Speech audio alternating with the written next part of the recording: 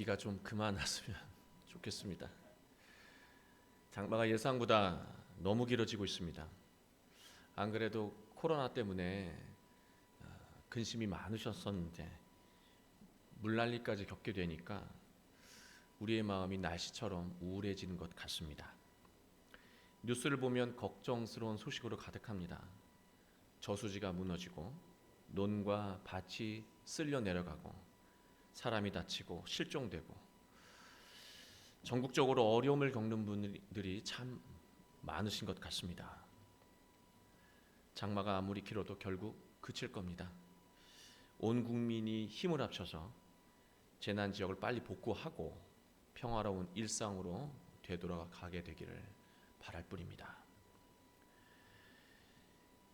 저는 뉴스를 통해서 홍수의 집이 허물어지고 농작물과 재산이 떠내려가는 것을 보면서 안타까운 마음이 들었습니다.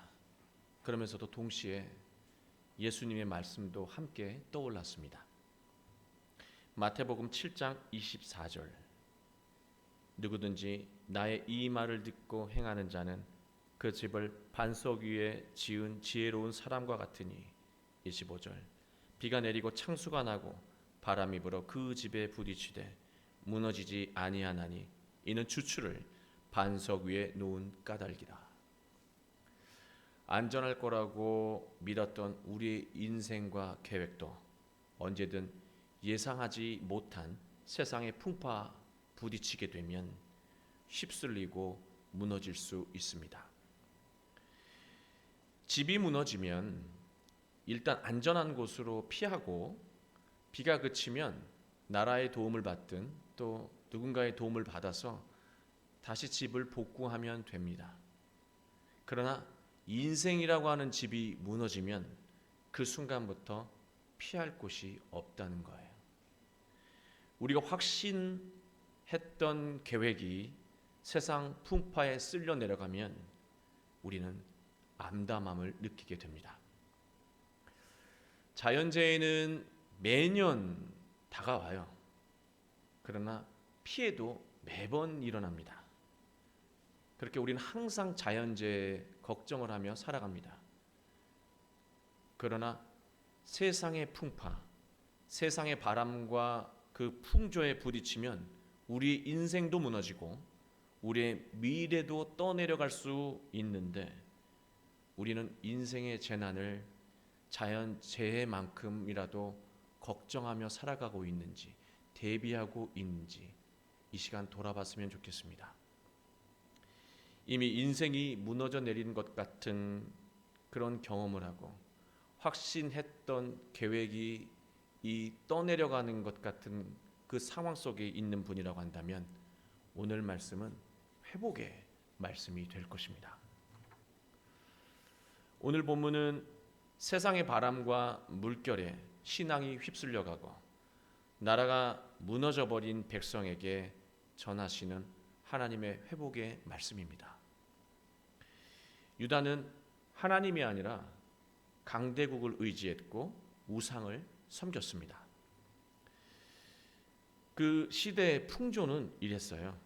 강대국이 너무 많아서 강대국의 비위를 적당히 맞추고 강대국이 하는 것처럼 재물과 우상을 섬기는 것, 그것이 그 시대를 지배했던 풍조였다라고 하는 것입니다.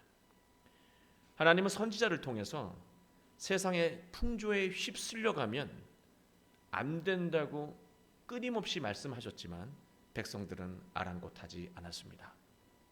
결국 BC 722년 북이스라엘이 멸망했고요. 130년이 지난 후에 남유다도 똑같이 무너졌습니다. 이때 신앙의 마지막 보루였던 예루살렘 성전까지 완전히 파괴가 됐습니다. 많은 백성이 바벨론의 포로로 끌려갔고 백성의 미래는 암담해졌습니다. 이스라엘 백성은 세상 풍파의 모든 것을 잃어버린 영적인 이재민 신세가 된 것입니다. 하나님은 에스겔 선지자에게 환상을 보여주시면서 회복의 말씀을 주셨습니다. 1절 한번 보시면 그가 나를 데리고 성전문에 이르리니 성전의 앞면이 동쪽을 향하였는데 그 문지방 밑에서 물이 나와 동쪽으로 흐르다가 성전 오른쪽 제단 남쪽으로 흘러내리더라.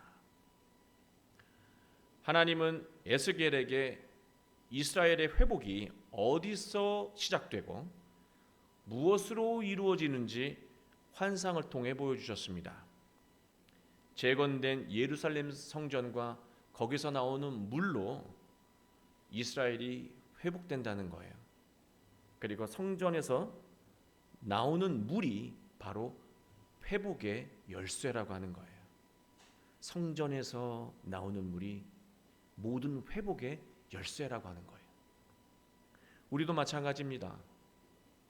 여러분, 홍수가 일어나면 이재민이 발생하죠. 그러면 이재민에게 제일 먼저 공급하는 것이 무엇인지 아십니까? 라면이 아니에요. 먹을 수 있는 물입니다. 아이러니하지 않으십니까? 홍수가 나면 세상이 물천지인데 정작 마실 물은 없다는 겁니다. 강대국 사이에서 살아남는 그 길, 그것은 강대국의 비위를 맞추거나 강대국처럼 흉내내는 것이라고 여겼습니다. 그리고 강대국이 하는 것처럼 우상을 섬기고 불의한 방식을 따랐습니다. 이스라엘이 무너진 이유는요, 강대국의 방식이 그 시대의 대사라고 여기고 그 대세의 나라의 운명을 맡겼기 때문입니다. 강대국처럼 하는 것이 나라를 위하는 길이라고, 그게 대세라고 여기고 운명을 맡긴 거예요. 오늘날 세상을 지배하는 이 물결은 뭐가 대세입니까?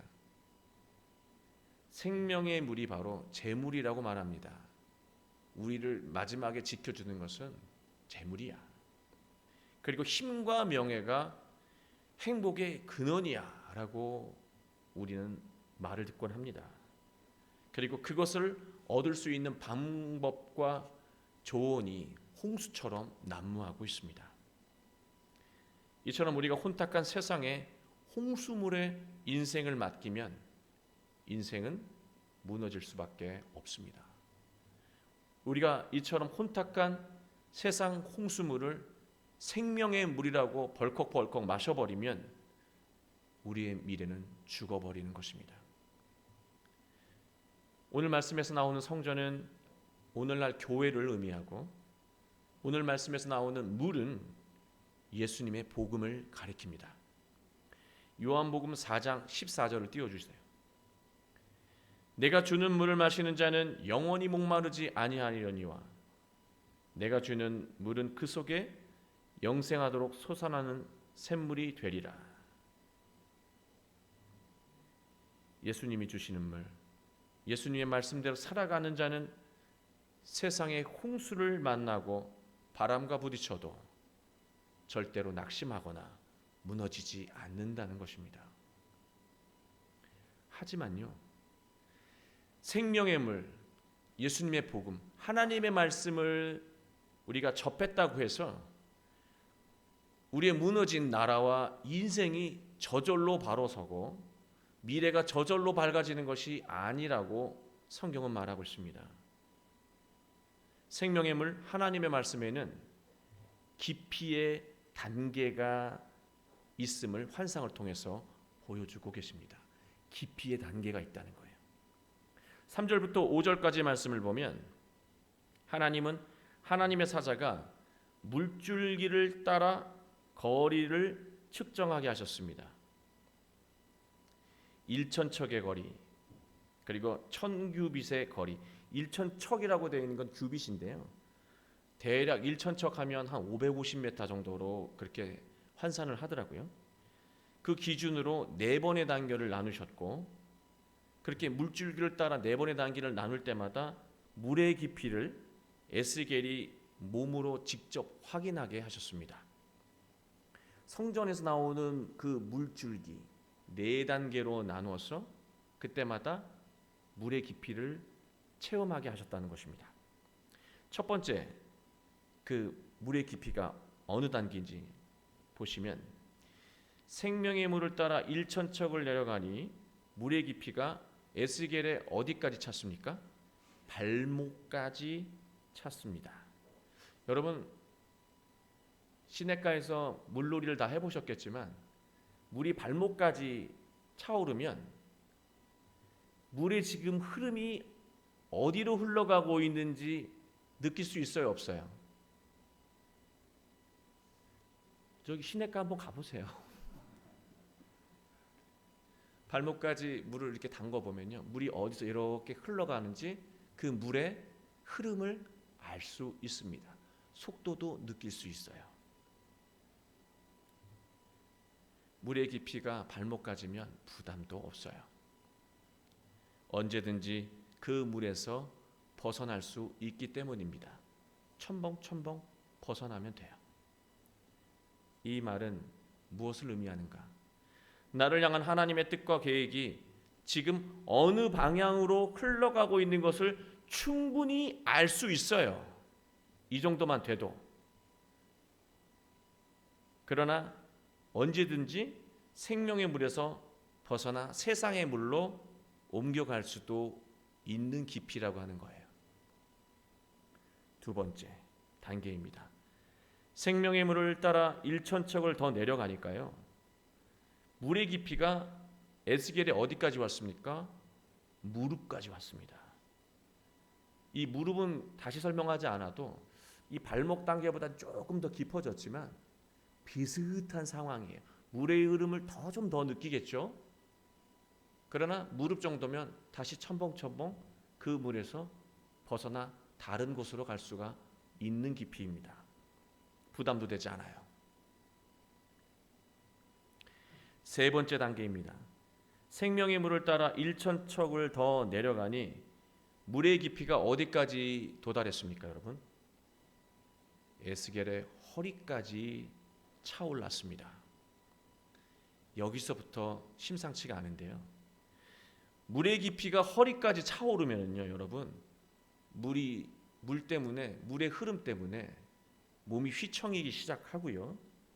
또 허리까지 차면 본능적으로 두려움을 느끼게 됩니다. 저는 이 말씀을 통해서 묵상해 봤어요. 나를 향한 하나님의 뜻과 계획이 내 허리까지 차고 또 두려움을 느끼게 되면은요, 반드시 이 말씀에 대해서 부담을 느끼는 순간과 마주하게 된다는 거예요. 하나님의 뜻을 거역하자니 마음이 불편하고 또 하나님의 말씀을 따르자니 삶이 괴로울 것 같고 그런 마음, 그 상태에 직면하게 된다는 거예요. 이 상황이 되면 신앙인은 대부분 그 물에서 벗어나 세상 그 어디로 벗어나게 됩니다. 여러분, 네 번째 단계입니다. 이게 중요한데요. 생명의 물을 따라 1천척을 더 내려가니까요, 물의 깊이가 이제는 에스겔이 말해요. 내가 건너지 못할 정도로 깊어졌다라고 말합니다. 그리고 헤엄칠 수는 있지만 사람의 능력으로 물을 건널 수가 없다는 거예요. 말씀의 깊이, 믿음의 깊이가 바로 이 단계까지 이르러야 한다는 거예요. 생명의 물에서 벗어날 생각을 하지 않을 정도로 하나님의 말씀을 깊이 있게 깨닫고 자신을 향한 하나님의 계획을 확고하게 믿고 자기 인생을 맡기는 거예요. 그 물 흐름에, 하나님의 그 생명의 말씀에 자기 인생을, 삶을 맡기는 거예요. 그 정도의 깊은 신앙의 단계에 도달하면 망했던 나라가 다시 재건되고 무너졌던 인생이 다시 바로 서면 어두웠던 미래가 다시 밝아진다는 거예요. 하나님은 이제 에스겔을 이 깊이를 경험하게 하신 다음에 강에서 나오게 해요. 그리고 강 좌우편을 보게 하십니다. 그리고 성전에서 나온 물이 강이 되고 세상으로 흘러가면 물이 닿는 곳마다 나무가 자라나기 시작합니다. 그리고 바다로 흘러가서 죽었던 바다가 다시 살아나기 시작한다는 거예요. 성전에서 나온 생명의 말씀이 죽었던 세상에 생명력을 불어넣는다는 것입니다. 생명의 물, 하나님의 말씀, 예수 그리스도의 복음, 그 복음이 닿는 곳마다 얼마나 놀라운 변화가 일어나는지 9절, 10절 그리고 한 절 건너서 12절에서 설명하고 있습니다. 우리 9절부터 10절, 12절 천천히 어떤 놀라운 변화와 축복이 이 말씀이 닿는 곳마다 일어나는지 우리 함께 9절, 10절, 12절 읽겠습니다. 시작. 이 강물이 이르는 곳마다 번성하는 모든 생물이 살고 또 고기가 심히 많으리니 이 물이 흘러 들어가므로 바닷물이 되살아나겠고 이 강이 이르는 각처의 모든 것이 살 것이며 또 이 강가에 어부가 설 것이니 엔게디에서부터 에네글라임까지 금을 치는 곳이 될 것이라.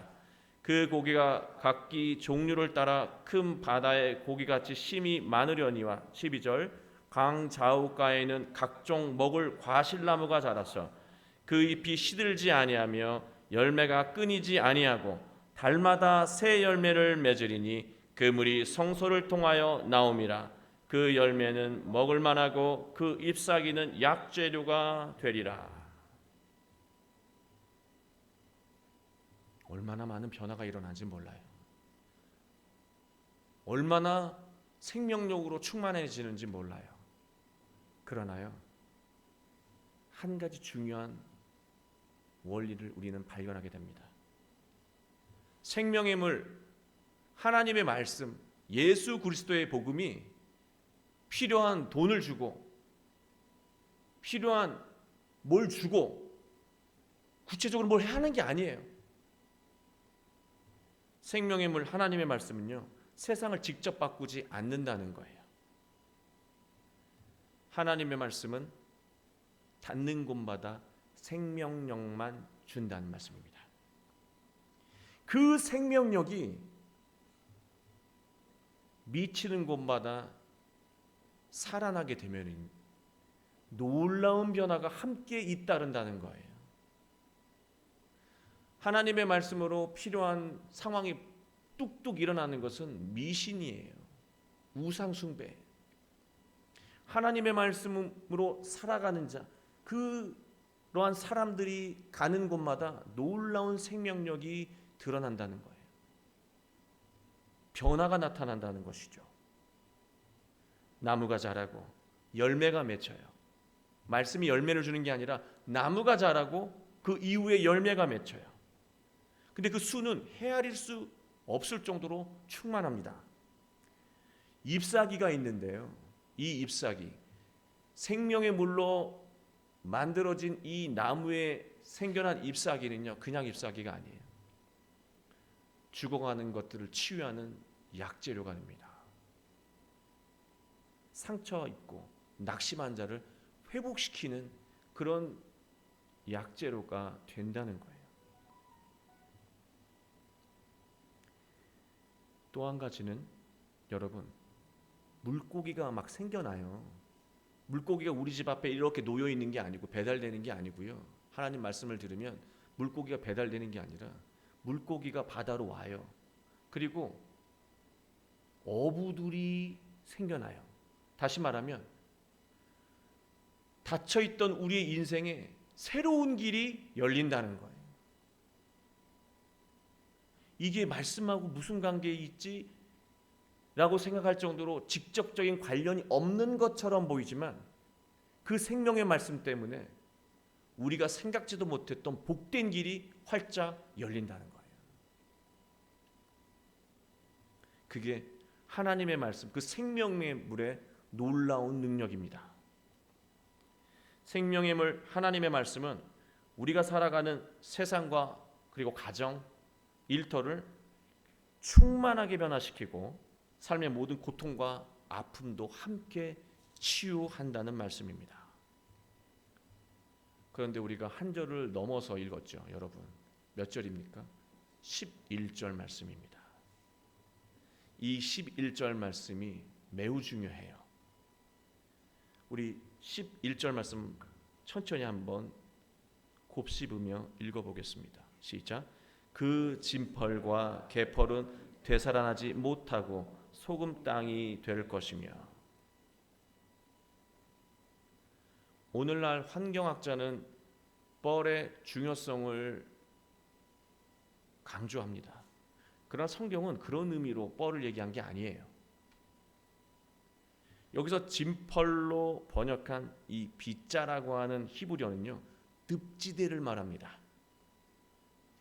갯벌로 번역한 개배는요, 물 웅덩이를 말합니다. 이 진벌과 갯벌은요, 물만 머금고 있지 생명력이 없는 땅을 가리키는 거예요. 물은 계속해서 빨아들여요. 생명의 물은 계속해서 빨아들여요. 그러나 그 물로 누군가에게 전하고 나누고 함께하는 것을 하지 않기 때문에 죽은 땅이 된다는 거예요. 그게 바로 진펄과 개펄입니다. 하나님의 말씀 생명의 물이 닿아도요, 머금기만 하는 땅에는 생명력이 나타나지 않고 새로운 변화, 새로운 길이 열리지 않는다는 말씀입니다. 여기서 우리는 마태복음 7장 24절로 다시 돌아가 보겠습니다. 누구든지 나의 이 말을 듣고 행하는 자는 그 집을 반석 위에 지은 지혜로운 사람과 같으리니.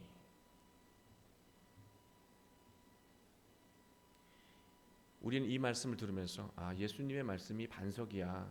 예수님의 복음이 반석이야. 그래서 우리는 많이 들어야 돼. 그래 중요한 순간마다 무너지지 않아. 그렇게 이해해 봤어요. 잘 읽어보세요. 말씀을 들으면 반석이 되는 게 아니고요, 예수님의 말씀을 듣고 행하는 자의 인생이 반석 위에 세워지는 거예요. 여기에 중심은요, 행하는 것에 있습니다. 수많은 사람들이 하나님의 말씀을 듣고 있었어요. 그러나 말씀을 믿고 순종하며 살아가는 자는 극히 드물었다는 거예요. 대부분 진벌 갯벌 같은 믿음으로, 신앙으로 말씀을 대하며 살아가는 사람들이 대부분이었다는 거예요.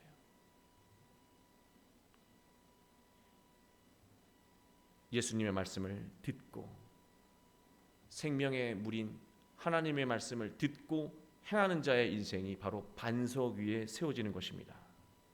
그러면 우리가 함께 나눴던 5절 말씀처럼 물이 깊어서 물의 흐름을 거스르지 않고 순종할 수밖에 없는 그 단계, 그래서 삶을 온전히 하나님의 말씀과 하나님의 뜻에 맡길 수 있는 그 신앙과 믿음의 단계가 바로 하나님의 말씀을, 예수 그리스도의 복음을 듣고 살아가는 그러한 삶과 똑같은 것입니다. 여러분, 지금 이 홍수는, 그리고 이 장마는 그칠 겁니다. 그렇지만 여전히 세상에 더럽고 추악한 물로 가득한 홍수는 우리가 살아가는 세상, 직장, 모든 곳에 가득할 것입니다. 그 홍수물에 우리의 인생이 언제 무너질지 모릅니다. 그 세상의 홍수물에 우리의 미래가 언제 떠내려갈지 모릅니다. 그 홍수물에 우리의 가정, 그리고 우리의 자녀가 언제 떠내려갈지 모릅니다.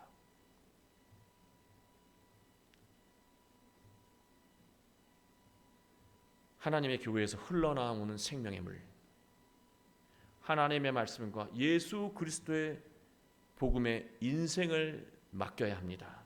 그리고 그 생명의 물이 우리를 이끌어가는 대로 우리의 삶을 살아가야 하는 것입니다. 그러면 우리의 인생은 말씀처럼 갈수록 굳건해질 것이고, 우리의 가정, 우리의 자녀, 우리의 직장은 갈수록 복된 열매로 풍성해질 것입니다.